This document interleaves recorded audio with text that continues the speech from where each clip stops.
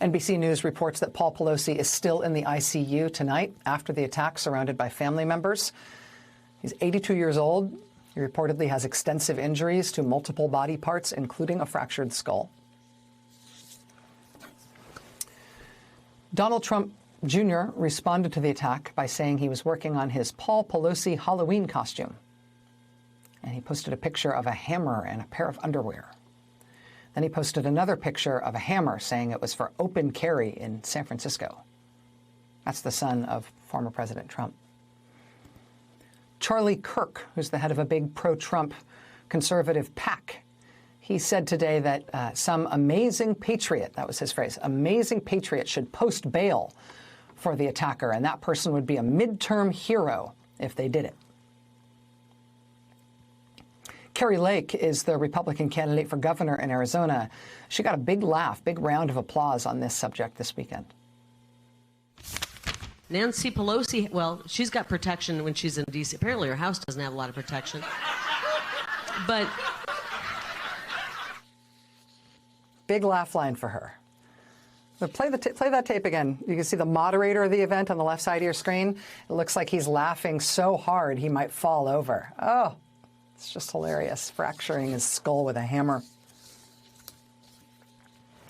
There's been a lot of reporting already about the assailant, his perceived beliefs, his writing online. To use a technical term, I would say he seems like a nutball. That's how I would classify him. But his recent writings, for what it's worth, they're all conspiracy theories and rantings that circulate on the far right. Holocaust denial, Jewish bankers, COVID vaccines are a conspiracy, QAnon stuff. He wrote Q is Trump himself. And the real racism is racism against white people. And, I dismiss him as a nutball, and I speak about those things with admitted derision because, in my opinion, honestly, none of us should feel obliged to play in the sewer of that man's mind. Once you hit someone in the head with a hammer, all of humanity is officially and forever excused from needing to learn about your thoughts and feelings.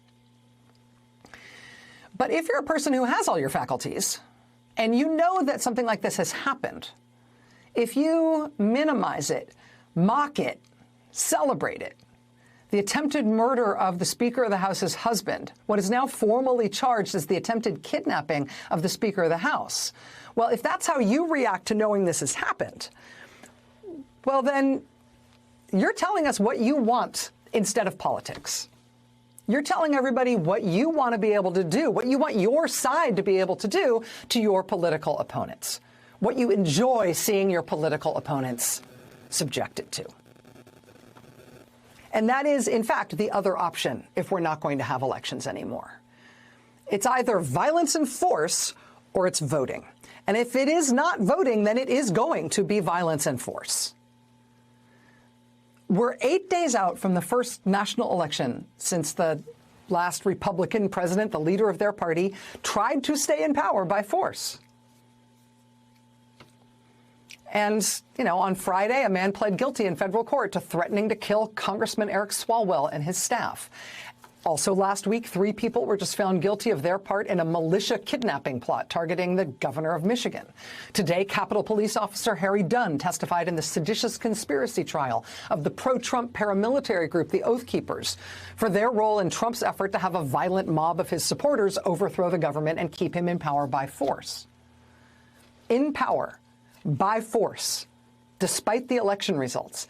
In power despite the election results and therefore by force. Those are the choices, right? It's either elections or it's force and violence. We are 8 days out. In this election, a clear majority of Republican candidates for congressional and statewide offices say election results should no longer count. They do not believe in election results. Even below that level, in state legislative races, look, clear majorities of Republican candidates in those races in the swing states, they say election results shouldn't count. They don't believe them. We shouldn't use elections anymore. If they do not want us to have elections anymore, don't kid yourself that there is another good option. It is democracy or it's not. And if it's not, it's violence and force. This is the year.